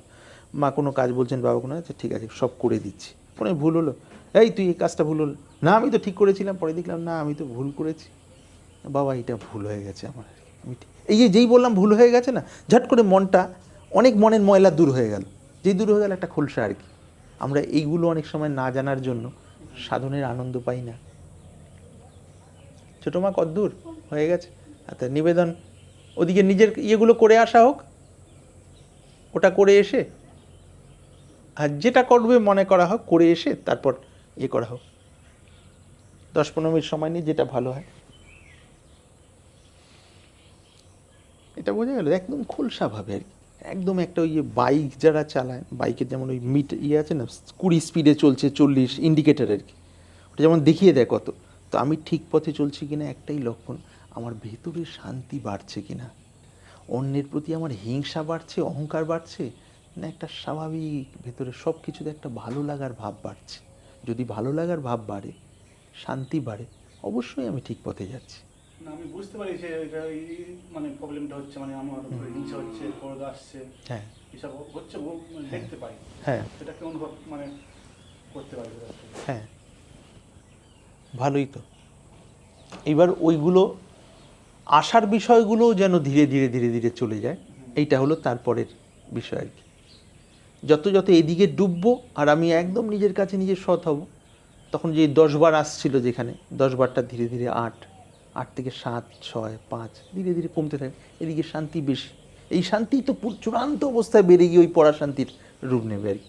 এমন বেড়ে যাচ্ছে তখন আর এই কর্তা হাওয়া হয়ে গেল আর কি। সমাধি মানে পরম প্রিয় ধন আসলে যদি হয় আর কি, সেখানে কোনো ঘোর বা কিছু নেই, একদম হৃদয় মানে ভরপুর হয়ে যাওয়ার বিষয় আর কি। আর অবশ্যই সততার সাথে মানুষ লেগে থাকলে সেদিকেই তো যাবো আর কি। আমরা যখন ঘুমোই, সাধারণভাবে ঘুমোই, ঘুম থেকে যখন জেগে উঠি, ঘুম ঠিকঠাক হলে একটা শান্তি অনুভব করি না, তৃপ্তি। 6 ঘন্টা 7 ঘন্টা যার যা ঘুম, যেটা নর্মাল অভ্যস্ত, ওঠার পর একটা তৃপ্তি, পায়খানাটা এখান থেকে ফ্রেশ হয়ে আসলাম, আরও মনে অন্য কোনো চিন্তা নেই। ওই যে তৃপ্তি, ওই তৃপ্তিটা বহুগুণ বেড়ে যাবে অরিজিনাল সমাধির দিকে আর কি। আর ওই তৃপ্তিটা আস্তে আস্তে বাড়তে থাকবে, 24 ঘন্টার মধ্যে নেমে আসবে যখন আমি একদম সাদা মাটা, মনটাকে কোনোভাবে আমি ময়লা হতে দেবো না, এমন কোনো কাজ করব না, এমন কোনো চিন্তা করব না যাতে মনটা ময়লা হয়। ভুলে যদি করে ফেলি পুরনো অভ্যাস, ঠিক আছে ভুলে করেছি আর করব না, আবার গা ঝাড়া দিয়ে উঠে আবার নতুনভাবে লাগলাম, এই হলো সাধক। 1000 বার যদি ব্যর্থ হই, কিছু ব্যাপার না, ঠিক আছে হে ঠাকুর আমাকে শক্তি দাও, বা এই গুরুদেব আমাকে শক্তি দাও, লাগতে হবে, আবার লেগে গেলাম। অনেকের অনেক সময় ঢিলেমি হয়, লাগলাম কোনো কারণে ঢিলেমিতে মন এদিক সেদিক ফেসে গেছে, 2-4-5 দিন বা কদিন পর যেন ওখান থেকে ঘুর থেকে বেরোলাম, আরে ভালো একটা মনের অবস্থা ছিল, ওখান থেকে উল্টো কামনা বাসনার মধ্যে ফেসে গেছিলাম, আবার লাগবো সাধন পথে, 2-5 দিন নষ্ট হলো। এই 2-5 দিন নষ্ট হলো এটা ভেবে আরও 2 দিন চলে গেল। ভালো সাধক কী করে, 2-5 দিন নষ্ট হলো, ঠিক আছে এখনই স্নান টান করে গা ঝেড়ে আবার বসে গেলাম, জপে একটুখানি বসে গেলাম, মন শান্ত হয়ে গেল, গুরুকে প্রণাম করে এবার নিজের প্রত্যেকটা কাজের মধ্যে নাম জপ করতে করতে লেগে গেলাম। এইভাবে যারা দিনের পর দিন বছর পর বছর লেগে থাকেন, মন শুদ্ধ হয়ে গিয়ে পরম প্রাপ্তি এমনিতেই হয় আর কি। ওই যে লয়ের ব্যাপারটা বললাম, মানে আমার যে মানে চেতনা থাকে না, হুঁশ থাকে না, ওইটাকে ছাড়াতে হবে। আমি ওইটা আপনার কথা শুনে আর কি ওই যে ওই লয় হওয়াটা হ্যাঁ। ওটা আটকানোর চেষ্টা করেছিলাম। তো একদিন কিছুদিন মানে 2 দিন আগে ফের আমি ওই চলে যাওয়া হয়েছিল, চলে যাওয়া। হ্যাঁ, ওইটাতে কী রকম, ওই যে পুরনো সময় যেহেতু একটা অভ্যাস হয়ে গেছে না, যে জব করতে করতে কখন ওই ঘোরটা আসবে, একটা আকাঙ্ক্ষা, ওইটাও অনেক সময় ওইদিকে নিয়ে যেতে সাহায্য করে। তো এখানে করার বিষয়টা কি, জব যেটা দিয়েছেন বা যেটা ক্রিয়া দিয়েছেন ওই সময় যেটা করছি আর কি, মানে শুধু সেইটাতে মনের মগ্ন, নির্বিকল্পের একটা সূত্র বলছি, রহস্য বলছি আর কি। নির্বিকল্প মানে ডুবে যাওয়ার টেন্ডেন্সি নয়, ডুবে যাওয়ার টেন্ডেন্সি মানুষ করতে গেলেই ওই লয়ের মধ্যেই ডুবে যাবেন বলে। তাহলে অরিজিনাল ডুবটা কখন হয়, অরিজিনাল ডুবটার রহস্য হলো গুরু যে ক্রিয়া দিয়েছেন, প্রক্রিয়া, গুরু যে মন্ত্র দিয়েছেন, শুধু সেইটা সেই সময় শুধু সেটাতে আমি মগ্ন হয়ে গেছি। এই বিশ্ব চরাচরে এই সময় আমার আর কোনো কিছু চিন্তার দরকার নেই।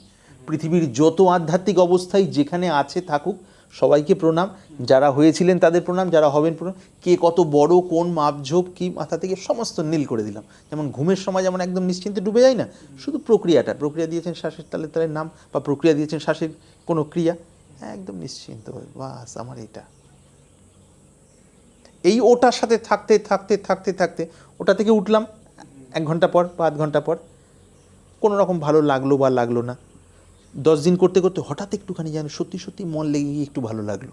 সেই মনটা নিয়ে, এটা ভেতরের রহস্য বলছি, ওই পরমের দিকে যাওয়ার। কোনো কাজের মধ্যে যে কাজ তুমি করছো, সে কাজ করছো বা বাড়িতে, ওই কাজটা তো সেই মনটা নিয়েই ডুবলাম।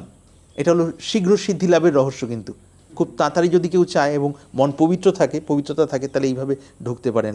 যে কাজটা করছি 1/2 ঘন্টা 2 ঘন্টা 5 ঘন্টা 6 ঘন্টা যাই হোক 8 ঘন্টা, সেটাতেও সেই মন নিয়ে যেভাবে আমি ক্রিয়াটা করছিলাম, খাবার খাচ্ছি ঠিক সেই মন নিয়ে, সেটা 10 মিনিটে খাই বা 1/2 ঘন্টা খাই, যার যা ব্যাপার। এইটা করতে করতে না খুব তাড়াতাড়ি মনটা শুদ্ধ হয়ে যাবে। মন শুদ্ধ হতে থাকলেই প্রাণও সমতায় আসতে থাকে, ওর মধ্যে কোনো এক সময় ঝট করে গভীরের অবস্থাটা ঘটে যাবে। আর একটা সমস্যা কি জানি না এটা, সেটা হলো আমি যে চিন্তা ভাবনা করবো না বা কোনো কিছু ঢুকতে দেবো না মনের মধ্যে, তখন কি হয়, মানে ভেতরে মাথা যন্ত্রণা হয়। আমি এখন মানে মাথায় আর কি ভেতরে আর কি একটু হালকা ব্যথা অনুভব করছে, এটা হয় মানে কোনো কিছু যদি না প্রবেশ করতে দেওয়া হয় মনের মধ্যে। হ্যাঁ, এগুলো হলো ওই সাইন অফ ইম্যাচুরিটি, অপরিপক্কতার চিহ্ন। কীরকম, যেহেতু আমরা চিন্তা ভাবনা করতে করতে অভ্যস্ত হয়ে গেছি, মাথায় ভিড় বোঝা বইতে বইতে অভ্যস্ত হয়ে গেছে সাধারণভাবে যেটা। এবার এদিকে আধ্যাত্মিক পথে শুনেছি যে বোঝা না বাড়ানো, বাড়তে না দেওয়া, বরঞ্চ আসলেও সেগুলোকে পাত্তা না দেওয়া, কমিয়ে ফেলা বা না আসুক। এটা শুনতে শুনতে মনের মধ্যে এইরকম ভাবনা হয়, এগুলো মনোবিজ্ঞানের দৃষ্টিতে যদি ধরলি আরও সহজ হয়। তখন এখান থেকে পুরনো অভ্যাসে যে চিন্তাভাবনা আসছে এখান থেকে একটা চাপ সৃষ্টি করছি দূর করার, কিন্তু দূর হচ্ছে না, বা কিছুটা হলেও দূর হওয়ার ফলে যে শান্তি পেতাম সেটা না পেয়ে বরঞ্চ উল্টো একটা চাপ সৃষ্টি হয়ে গেল। চাপটা অস্বস্তি ভেতরের, আগে যেন স্বাভাবিক অবস্থা ছিল, একটা আনন্যাচারাল অস্বাভাবিক অবস্থা, অস্বাভাবিক হলে তো একটা অস্বস্তি। এবার অস্বস্তি নিয়ে তো কোনো সাধনা যেতে পারবো না। তাহলে রহস্যটা কি? এই ভিডিওগুলোর মধ্যে বলা হয়, ভিডিওগুলোর মধ্যে সিদ্ধ অবস্থার সূত্র দেওয়া রয়েছে আর কি। কেউ যদি ধরতে পারেন তার দ্বারা সিদ্ধ হয়ে যেতে পারেন আর কি। সেই রকম সিদ্ধ, বারবারই বলছি, স্বামী বিবেকানন্দ যেমন সিদ্ধ ছিলেন, তৈলঙ্গ স্বামী যেমন সিদ্ধ ছিলেন, লোকনাথ বাবা যেমন সিদ্ধ ছিলেন, ঠাকুর শ্রীরামকৃষ্ণদেব নির্বিকল্পের হিসেবে যেমন সিদ্ধ ছিলেন, সেই সিদ্ধ হতে পারেন। এর মধ্যে সেই সূত্র দেওয়া রয়েছে, অন রেকর্ড বলছি আর কি, যদি নিতে পারেন কিভাবে নেওয়া যাবে ব্যাপারটা। যেটা লাস্ট কি কথা হলো শেষে, মাথার ভেতরে কিছু নেই। এইখানে সূত্রটা হলো এটা, যে মাথার ভেতরে কিছু ঢুকুক বা না ঢুকুক, এই দুটোকে গুরুত্ব না দিয়ে ন্যাচারাল, ওই যেটা কথাটা ভিডিওর মধ্যে কদিন আগেও হলো বোধহয়, কাল পরশুই বোধহয়, ডানে বেদ বামে কুরআন, মধ্যে দিয়ে ফকিরের বয়ান। এটা লালনের কথায় পাই, ডাইনে বেদ বামে কুরআন, মধ্যে দিয়ে ফকিরের বয়ান, এই ধরনের। এর পিছনে রহস্যটা কি? বেদ পুরাণের যে দুটো ভাব, এই দুটো ভাবের মাঝখানে, বেদ কুরআন দুটো ভাবের মাঝখানে হলো সিদ্ধাবস্থার সূত্র আর কি। ওখান থেকে উনি ওইভাবে বলছেন, এখান থেকে আমরা সারটা নিচ্ছি। অর্থাৎ চিন্তা মাথায় ভরা যেমন কোনো লাভের নয় সাধনে, আবার চিন্তা যা আছে সেটাকে তাড়ানোর চেষ্টা ভেতরে ভেতরে, সেটাও লাভের নয়। বলে তাহলে কীভাবে আমরা চিন্তা মুক্ত হব অথচ চাপ থাকবে না? উপায় কি? উপায় হলো নর্মাল, যা চিন্তা আসছে আসতে দিই, যা আসছে না তাকে পাত্তা দিচ্ছি না আর কি। কিন্তু যে চিন্তা আসছে সেটাকে তাড়ানোর চেষ্টা করা একটা জিনিস, আর তার প্রতি আমি উদাসীন থাকা, এটা কিন্তু সম্পূর্ণ আলাদা সূক্ষ্ম স্তরের সাধনা। বেদান্তের ক্ষেত্রে বিশেষভাবে করা হয় এটা আর কি। যে চিন্তা যার পুরনো অভ্যাসে আসছে, ঠিক আছে আসুক, আমি আর সেটা নিয়ে মাথা ঘামাচ্ছি না। আমি যদি সেটা নিয়ে মাথা ঘামাই অথচ চিন্তা আসছে, সেখানে তো একটা ক্ল্যাশ হচ্ছে, দ্বন্দ্বের ফলে এখানে চাপ সৃষ্টি হচ্ছে ভেতরে। চাপেরই ফল হলো শারীরিক লেভেলে অস্বস্তি, মাথা ব্যথা ইত্যাদি ইত্যাদি। তাহলে কৌশল কি? না চাইলেও যে চিন্তা আসছে ওগুলোকে পাত্তা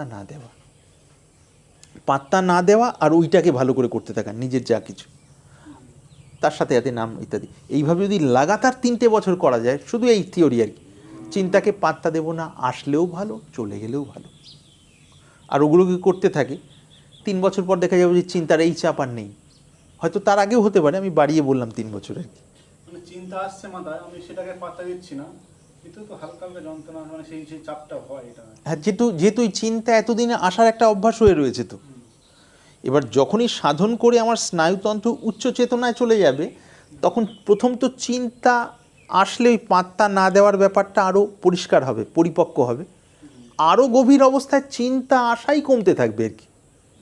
তার কারণ ওই সাধনের উদ্দেশ্যই তো চিন্তা যে সংস্কারের কারণে আসছে, সংস্কারগুলো কেটে দেওয়া। তো গাছের যদি শিকড়টা কেটে দেই, পাতা তো কিছুদিন পর আস্তে আস্তে শুকাতে থাকবে। এইটা হলো আর কি। তো যে সামান্য সামান্য হয় ওটা স্বাভাবিক, তাহলে আমাকে সাধনটাকে আরও পরিষ্কারভাবে করতে হবে, আর মনে জেনে বুঝে কোনো দ্বন্দ্ব রাখবো না। এখন যে অবস্থাগুলো হচ্ছে, অসুবিধা যেগুলো ব্যথা, এগুলো সব সময়ের সাথে সাথে ঠিক হয়ে যাবে। যে কথার কথা সান্ত্বনা দেওয়ার জন্য যে বলতে হয় ঠিক হয়ে যাবে, কিন্তু আসলে হবে না তা নয়, হয়ে যাবেই আর কি একদম। তবে ওই লেগে থাকতে হবে আর কি। যে কিছুদিন করলাম, আবার একটা কোনো বই পড়লাম বা কোনো একটা ভিডিও দেখলাম, আবার এগুলো করা বন্ধ করে ওইগুলো দিয়ে কালচার করতে লাগলাম, এগুলো ওপর তাহলে ঠিক হবে না কিন্তু। তাহলে আমি যে লেভেলে আছি সেই লেভেলেই থেকে যাব। কিন্তু এক সাধন নিয়ে যদি বছর পর বছর লেগে থাকি, এগুলো সব পরিবর্তন হয়ে গিয়ে শান্তির দিকে আস্তে আস্তে চলে যাব, সেটা নিজে বুঝতে পারবো। তাহলে পরিষ্কার বিষয়টা। আর কোনো প্রশ্ন যদি থাকে সংক্ষেপে বলা যায়, আর না হলে যেমন মনে হয়। মানে ব্রহ্মচর্য যে পালন যেটা বলা হলো, সেটা তো মানে প্রায় অসম্ভব আমাদের কাছে মনে হয়। হ্যাঁ হ্যাঁ বলো। এটা মানে কীভাবে মানে দূর করা যায়? হ্যাঁ, এইটা ঠিক কথা আর কি। এটা খুব ভালো কথা, সোজাসুজি বক্তব্য আর কি। ব্রহ্মচর্য পালন হলো বীর্য ধারণ, একদম বীর্য ধারণের কথাটাই সোজা কথাই বলি। বীর্য ধারণের বিষয়টা, যেহেতু আমরা যে খাবার দাবার খাচ্ছি তার সার তো বহু প্রসেসের মধ্যে দিয়ে গিয়ে বীর্য তৈরি হয়। মাতৃ শরীরে রজ, পুরুষ শরীরে বীর্য। খাওয়াটাও বেশি হয়ে যায়, আমার তো সেটাই মনে হয় যে খাওয়াটা বেশি হয়ে যাচ্ছে বা খারাপও হচ্ছে। এই ক্ষেত্রে সাধকদের করা উচিত কি, সাধকের খাওয়া আর সাধারণ মানুষের খাওয়া এক হবে না।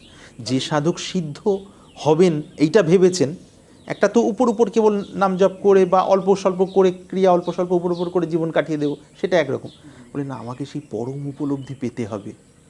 তাহলে তার কিন্তু দিন আস্তে আস্তে আস্তে আস্তে রুটিন টুটিন অন্যদের থেকে একটু একটু করে পাল্টে যাবে। যেমন রাত্রে বেশি খাওয়া হলে হবে না, দিনের বেলার খাওয়ার পরিমাণটাও মাপ মতো খেতে হবে, পেটে বেশি চাপ হবে না। রাত্রে খাওয়াটা এত হালকা হবে, পেটে চাপ হবে না, তল পেটে চাপ হবে না। এইটা ডিম যদি বেশি মাত্রায় খাই, কথার কথা, বা ডিমও খাওয়া হলো, তার সাথে অন্যান্য রিচ মশলা টশলা দিয়ে খেয়ে বেশি পেট ভর্তি, রাত্রে ঘুমালেই তো নর্মাল ছেলেদের মানে বীর্যস্খলন হয়ে যাবে, স্বপ্নদোষ শরীরের নিয়মেই হয়ে যাবে আর কি। তো সেই ক্ষেত্রে যাদের ডিম খেতেই হচ্ছে, পরিস্থিতি এড়ানোর কোনো উপায় নেই আপাতত যদি ধরি, তখন তাহলে ডিমের সাথে আনুষঙ্গিক মশলা টশলা এদিও ওগুলোকে প্রায় কম করে দিলাম। মনে করলাম ভাতের আমার পরিমাণ, ভাত ডিম টিম নিয়ে 70 ভাগ ভরতাম পেটটা, বা 80 ভাগ ভরতাম। যেহেতু ডিম নিজেই একটা টেন্ডেন্সি, ওই ধরনের স্খলনের দিকে টেন্ডেন্সি বেশিরভাগ নিয়ে দেখা গেছে, তার সাথেই তাহলে আমাকে 80 ভাগ ভরলে হবে না পেট, তাহলে সেটাকে কমিয়ে আমাকে অন্তত 60 ভাগে নিয়ে আসতে হবে। আরও ভালো সাধক দরকার হলে, মানে একদম মানে বীর্যের একটা বিন্দুও যেন নষ্ট না হয়, সেইটা চেষ্টা যারা করেন তার মধ্যেও নষ্ট হবে। এগুলো এত স্লিপারি ব্যাপারগুলো অরিজিনালি, তার মধ্যেও নষ্ট হবে, কিন্তু চেষ্টা যারা করবেন তারা তত উন্নত স্তরে যান, এটা দেখা গেছে। তখন তারা কি করবেন, যে পেট ঠাসা খাওয়ার তার থেকে অনেক হালকা করে দিলাম, জাস্ট পেটের তীব্র খিদেটা মিটিয়ে নেওয়ার জন্য একটা টিফিনের মতো খেলাম। কথা, এক থালা হয়তো রাত্রেবেলা বসে খেতাম, সেটাকে হয়তো এইটুকু বাটিতে, ডিম যেহেতু না খেলে বাড়িতে অসুবিধা, তাল বা এই মুহূর্তে আমার ছাড়ার মতো মানসিকতা নেই, যদি ধরি প্রিপারেশান নেই, ঠিক আছে, তাহলে ওইটা হলো, তার সাথে অল্প কিছু ভাত একটু পেটিয়ে হল, ওটাতে যে একটু হালকা হালকা লাগছে, এই হালকাটার সাথে আমাকে অভ্যাস করতে হবে, অভ্যস্ত হতে হবে। তার কারণ আমার সাধন তো অন্যরকম। আমি যে কেবল এখানে পরিশ্রম করে জীবন কাটিয়ে এক সময় মরে যাব, এইরকম তো আমি জীবন বাঁচিনি। আমি জীবন বেঁচেছি সাধন করে ওই চৈতন্যের উপলব্ধির জায়গায় যাওয়া আর কি। তাহলে আমার চৈতন্যের উপলব্ধিটা যে মনের মধ্যে নেমে আসবে, মনেরও যে আধার, এটা তো শরীর। এবার এ যদি বিভিন্ন লেভেলে ডিস্টারবেন্স ক্রিয়েট করে, বাধা দেয়, তাহলে তো মনটাও সেভাবে স্থির হবে না। স্থির না থাকলে সেই আনন্দ নামবে কীভাবে? তাহলে আমি রাত্রের আহারটাকে হালকা করে দেওয়া এক, ব্রহ্মচর্যের ক্ষেত্রে যারা সততার সাথে পালন করছেন তারা, আর যারা ফাঁকি দেন তাদের তো কিছু বলে লাভ নেই। আরেকটা হলো রাত্রেবেলা বেশি জল খেয়ে নিলাম, খাওয়ারের পরে 1-1.5 ঘন্টার মধ্যে জল খাওয়াই উচিত না। খাওয়ারের পরে 1 ঢোক 2 ঢোক খেয়ে গলা ভিজিয়ে নিই। 1-1.5 ঘন্টার মধ্যে যদি জল প্রচুর খাওয়া হয়, অ্যাসিডের সমস্যা হয় অম্বল, দেখা গেছে। আর রাত্রে তো সাধক সাধিকারা জল খান না সাধারণত। অনেক আগে যদি সন্ধ্যায় কারো খাওয়া হয়ে যায়, তাহলে তারপরে 1-1.5 ঘন্টা গ্যাপ দিয়ে হয়তো প্রয়োজন মতো খেলে না, আলাদা ব্যাপার। 9টার পরে যারা খাওয়ান তারা সাধক সাধিকারা সাধারণত জল খান না আর কি। 1-1.5 ঘন্টা পরে হয়তো কিছুটা খেলেন, প্রথমে 1-2 ঢোক। এবার রাত্রে প্রচুর খেয়ে শোয়া হলো, এবার দেখা যাচ্ছে ওই যে ব্যাপারগুলো, যে অসুবিধাগুলো হয়, অনেকে জল প্রচুর খেয়ে গেলো, এবার শীতকালে বিশেষ করে পেচ্ছাপের বেগ আসছে, কিন্তু ঠান্ডা লেপ কম্বল বা যা কিছু গায়ে দিয়ে আবার বেরোবো, একটু একটু পেচ্ছাপের বেগ, থাক ঘুমিয়ে থাকি। এই থাক ঘুমিয়ে থাকি, সেটা তো স্পার্কিং হচ্ছে পেচ্ছাপের যে নালিতে, সেইটা স্পার্কিং হচ্ছে। সেই স্পার্কিংটা যেহেতু কম বয়স, সেই স্পার্কিংয়েরই যে ভাইব্রেশন আস্তে আস্তে আস্তে করে শরীরের কামতন্ত্রগুলোকে উত্তেজিত করছে, কাম কেন্দ্র এবং কাম মানে তন্ত্রিকাগুলোকে আর কি। তার ফল এখানে সঙ্গে সঙ্গে ভিজুয়ালাইজ হচ্ছে, দৃশ্য হচ্ছে, সঙ্গে সঙ্গে পুরুষ স্ত্রীর একটা দৃশ্য এখানে চলে আসছে, সেই ধরনের দৃশ্য, যেটা আরও বেশি উদ্দীপিত করছে। সেই উদ্দীপনার মধ্যে মন সাইন করে দিয়েই, মানে অর্ধ সচেতন মনের অবস্থায় আর কি সাইন করে দেওয়া হলো, বীর্যস্খলন হয়ে গিয়ে আবার ভাঙাচোরাভাবে আবার হয়তো জেগে উঠলাম বা পড়ে রইলাম।